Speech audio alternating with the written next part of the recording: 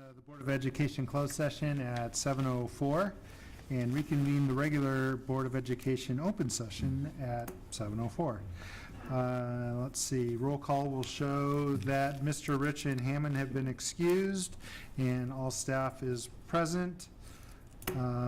Terrence, would you like to lead us in the pledge? Absolutely. Ready to begin? I pledge allegiance to the flag of the United States of America and to the republic for which it stands, one nation, under God, indivisible, with liberty and justice for all. Thank you, Mr. Williams.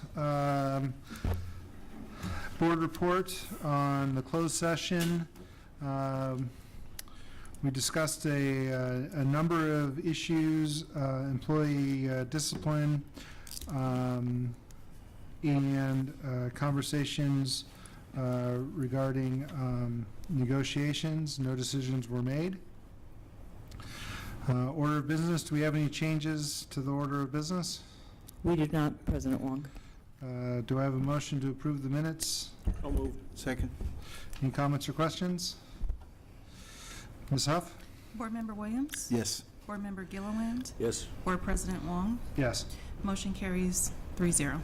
Thank you. Item G1, board reports. Mr. Williams? Thank you, Board President Wong. I just have a couple of observations that I had a privilege to attend.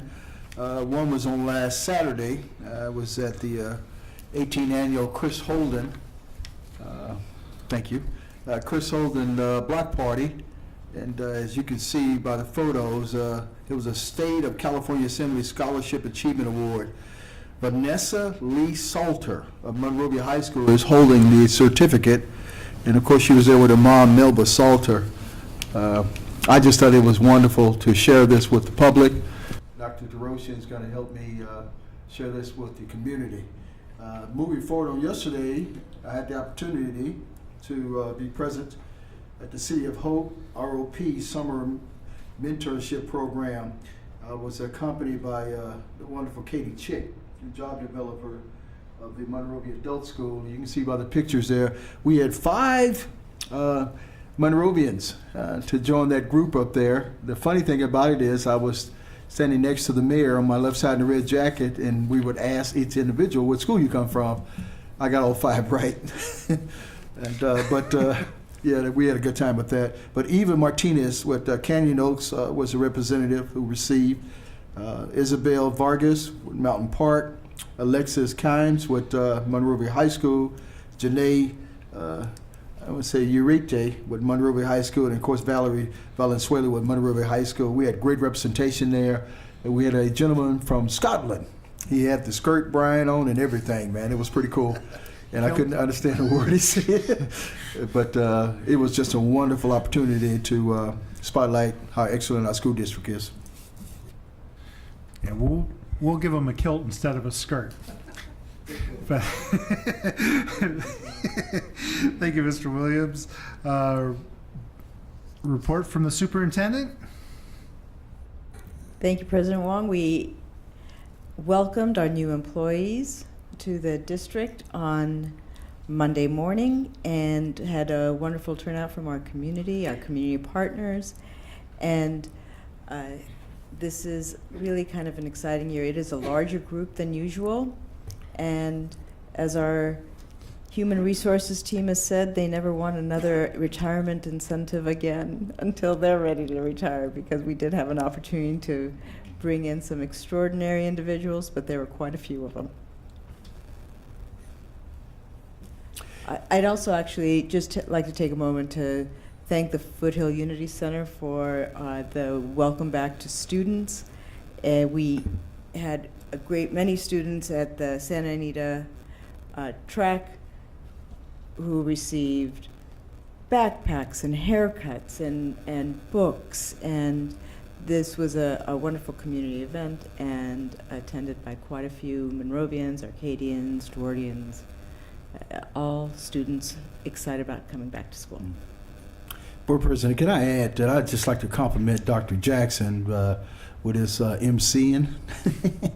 And the tour that I took with him, along with the new teachers, being one that resides here for the last 28 years, I found a lot of things I did not know. So, Dr. Jackson, thank you for that.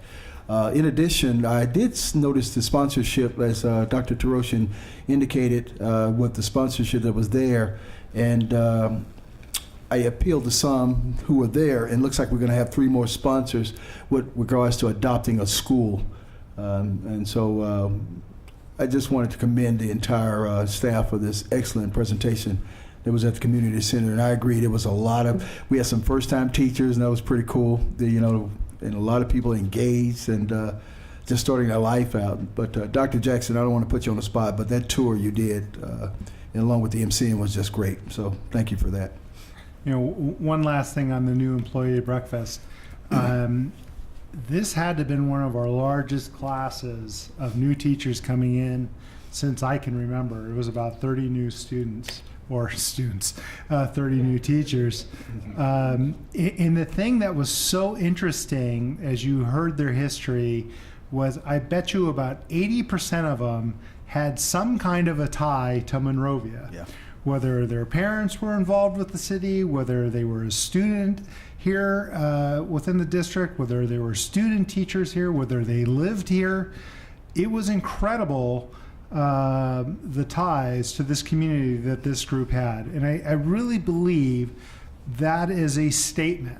It's a statement as to how well this district and how well the city runs. That these people have choices to go to a number of spots, but they choose to come back to their home. They choose to come back to their roots because they want to be part of this family and continue to be part of this family. And I think it's a great statement to everybody within this district and within the city to give that environment. It is fantastic. And with that, we will move on to public comments. The board encourages public participation and invites you to share your views on school business. Item H1, public comments for items not on the agenda. Ms. Huff? There are none. Item 2, publics for items on the open session agenda. There are none. Thank you. And we will move to summer school update. Ms. Collier?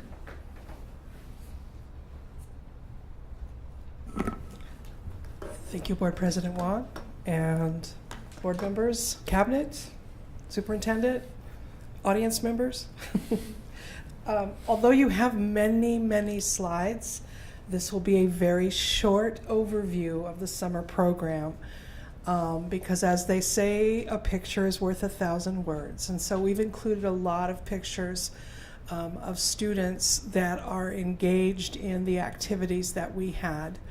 And as I go through to kind of highlight some of the programs, just looking at their faces and seeing the joy, we were able to send out someone from our department to collect data. And she was able to really capture and come back and tell the great stories of the experiences that the students had. So there's an overview of the total program for the summer. And so we had a very large program. You will notice the addition of Camp Infinity, and I'm sure Dr. Kaiser has spoken about that in previous meetings, but I can't wait for you to see the great return on investment. Kids did really, really wonderfully.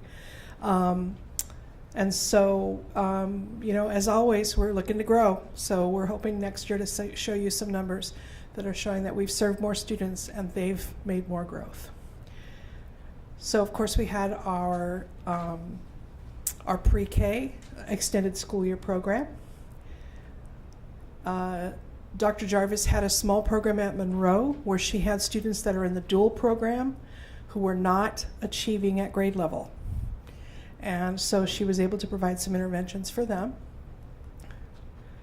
Plymouth, which is actually still going on until the 11th, their summer school started July 5th, so they waited so they could put it right up against the start of the school year. So the kids will be finishing summer school and then turning around and starting school just a few days later. Actually, as you flip through the slides, Ms. Collier, why don't you explain the rationale behind that, the change and the Certainly. experiment or the pilot at Plymouth this year?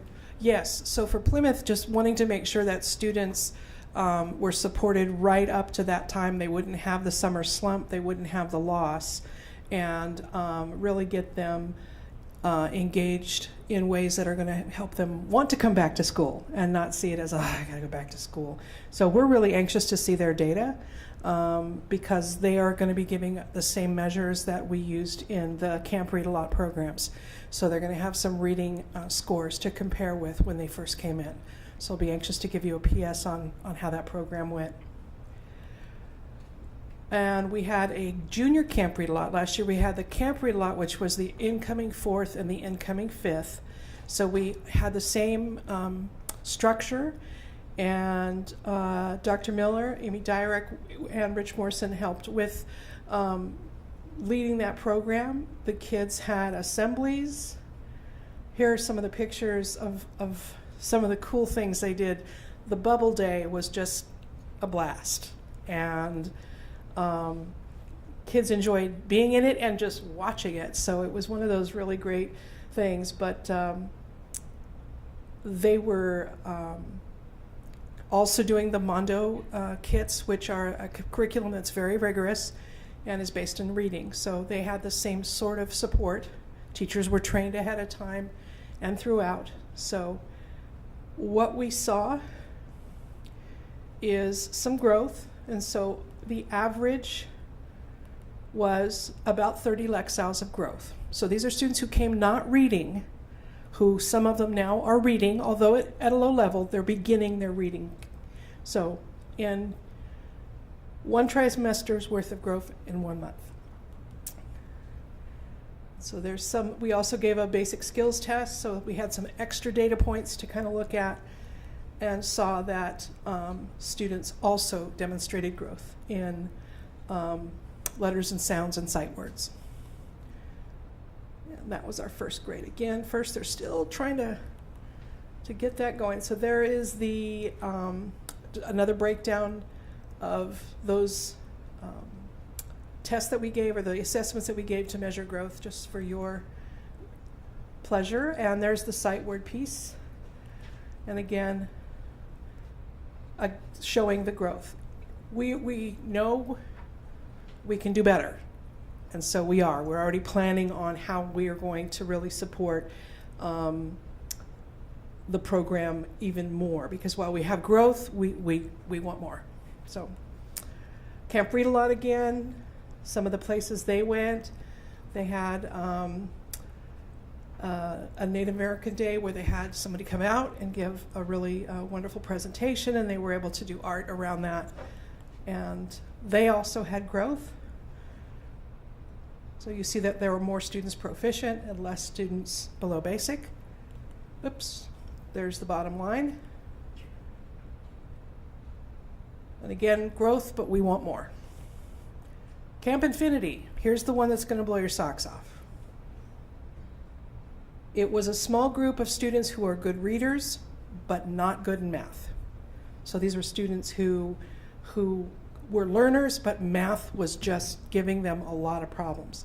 A very specifically designed curriculum that had engaging activities, field trips, a lot of project-based, and I was able to come to the final day with the parents and the awards ceremony, and it was magic in the room, because everyone was just so pleased at all the things they did and the growth that was made and how much more interest they have in math and their efficacy around how they are able to do math. They are mathematicians.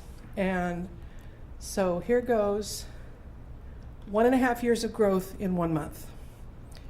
So this was our flagship, and we are planning on taking this model and duplicating it in middle school for ELA. So being able to take students and reading that small targeted group, design this program that's engaging and very project-based, and see some of those same returns.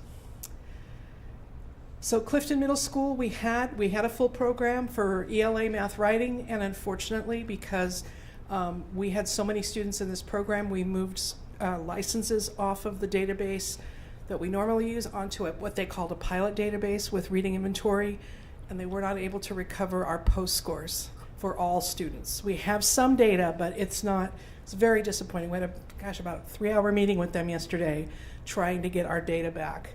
But those that did were able to post-test did demonstrate a high degree of growth. And with the math inventory as well. Monrovia High School had a program with a lot of different offerings.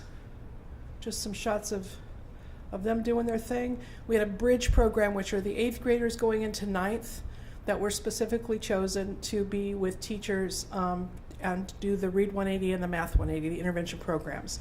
And so the last day we came with cupcakes and certificates and said, congratulations, you made it through and you did great. And so on average, not as pleased as we want to be. So we are going back to the drawing board to revamp what we're doing in there, because we have a model that works and we haven't applied it here yet, but we will.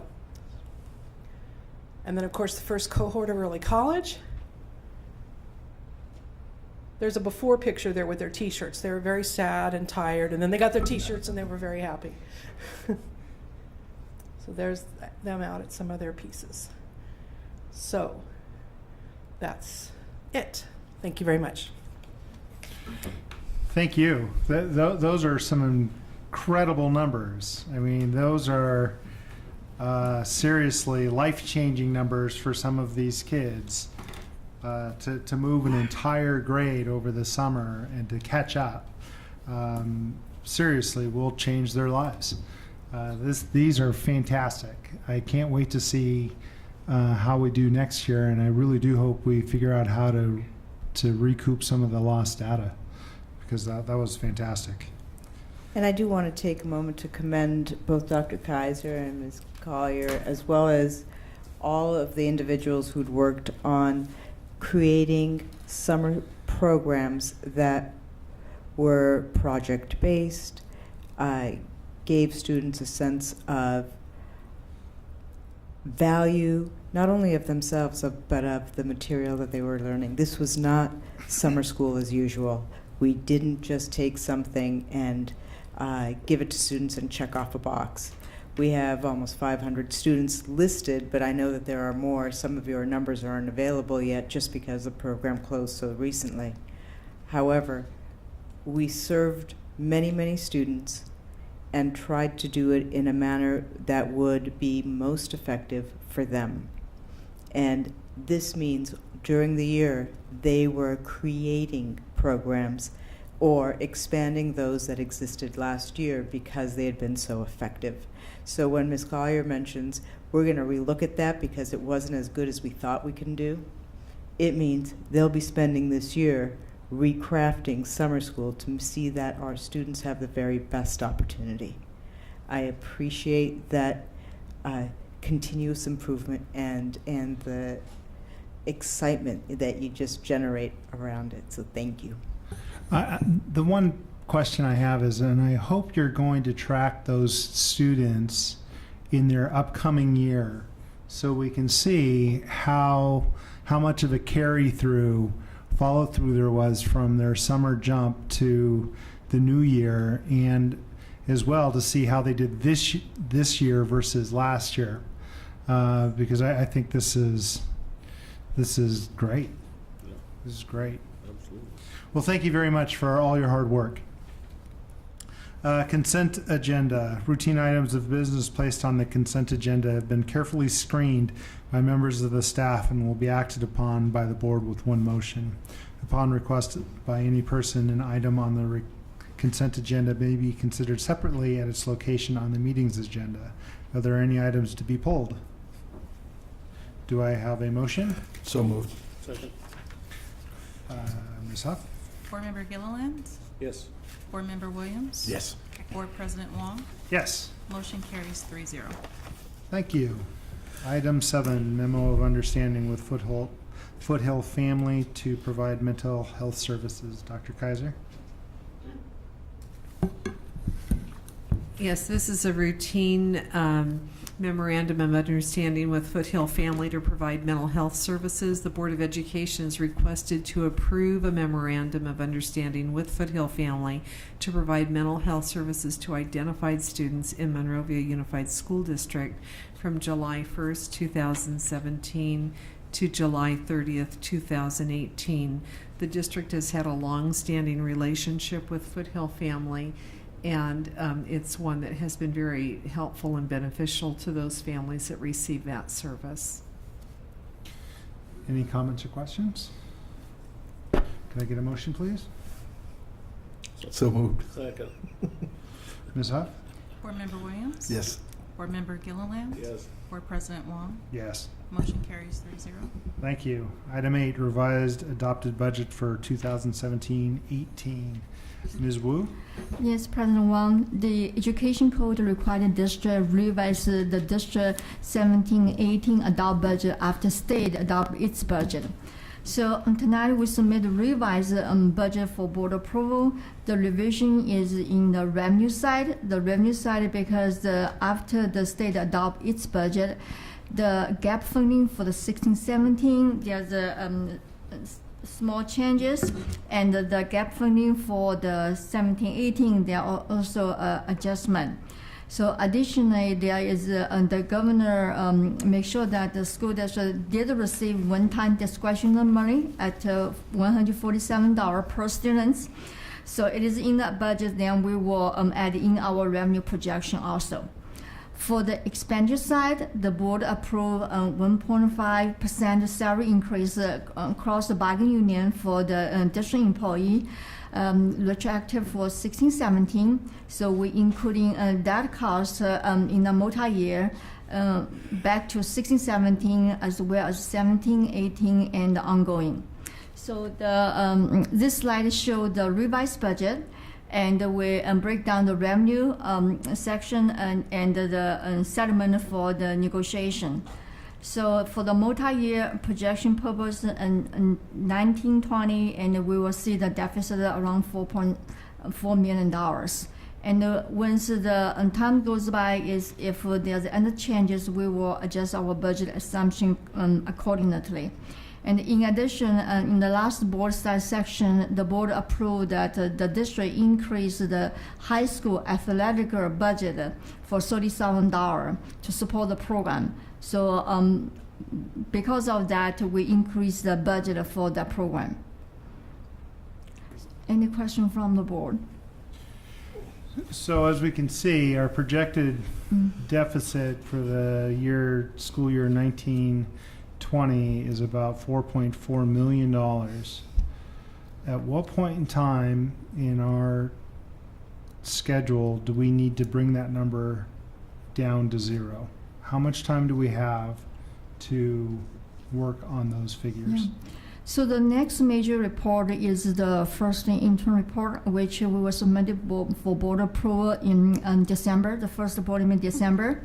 And the county office of education will require the board or district to come up with the game plan if we will qualify ourselves, because most likely in the third year we will end off a negative balance. So we need to have a plan by the December of this year for the cost reduction plan.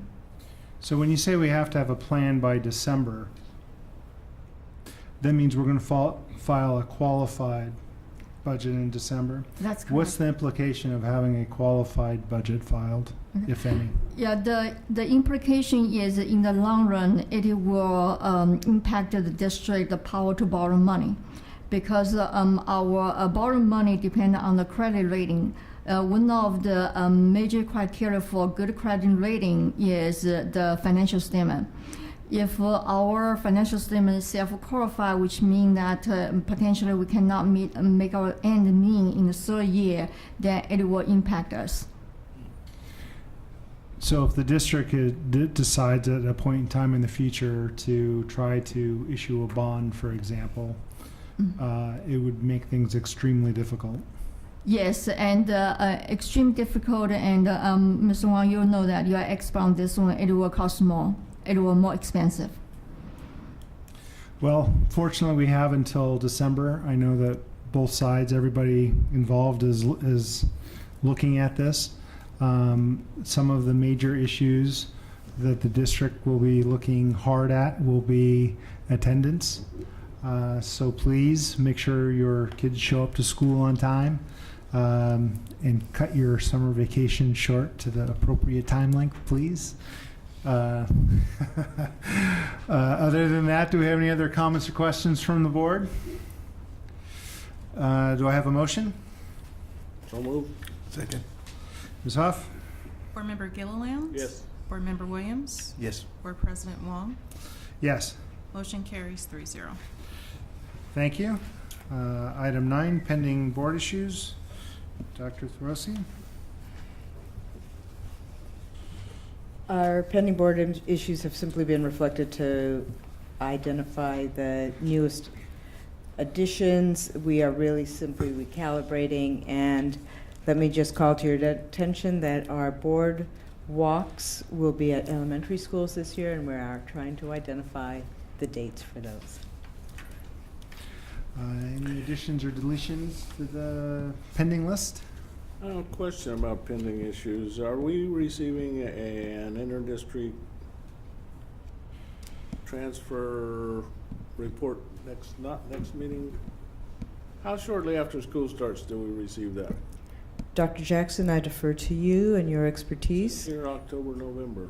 Are we gonna For the wait that long? inter-district report, the inter-district transfer, it says annually October, November. Approximately when can we expect to see that? Early October, or is that? It will be late October, Late but that is normally the timeline, the window that we're in for inter-district permits.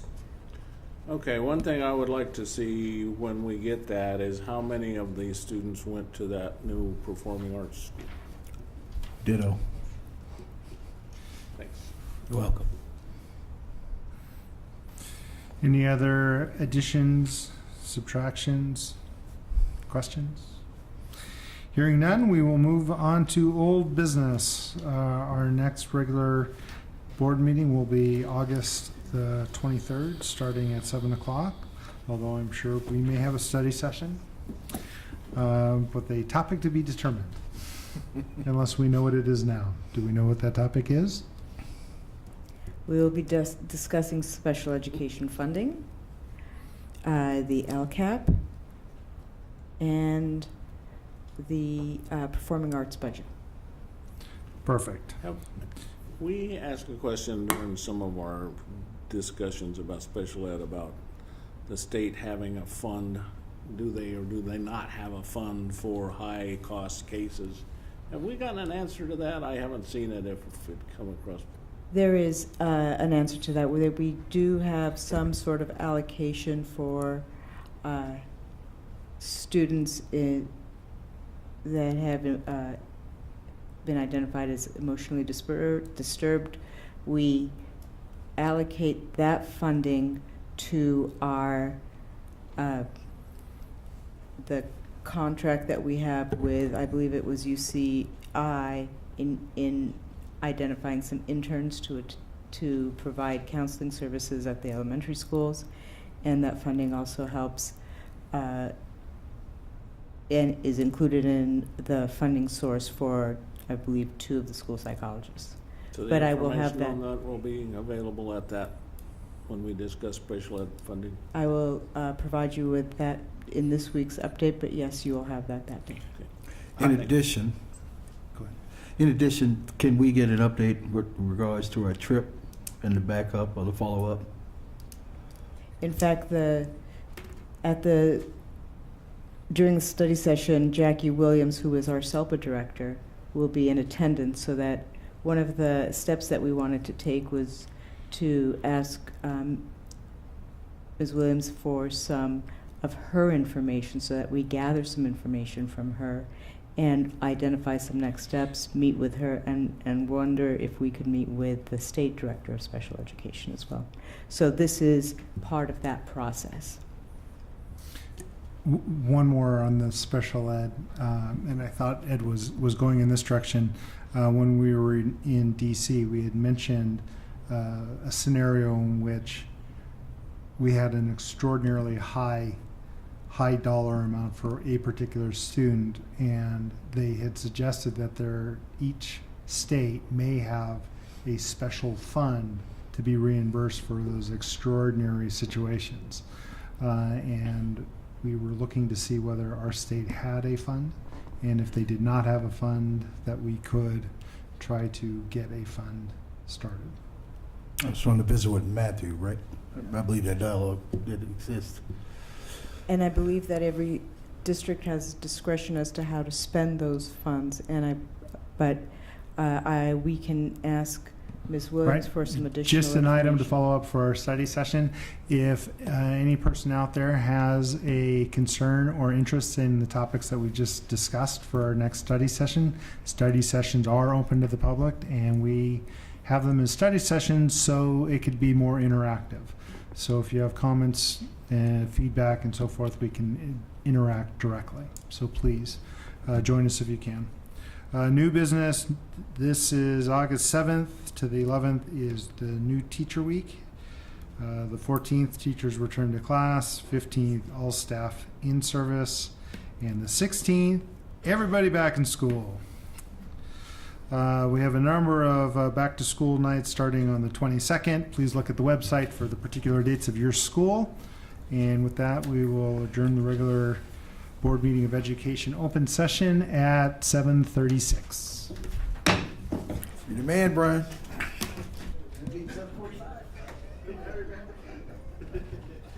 Come on, Steve, you were that fast, right?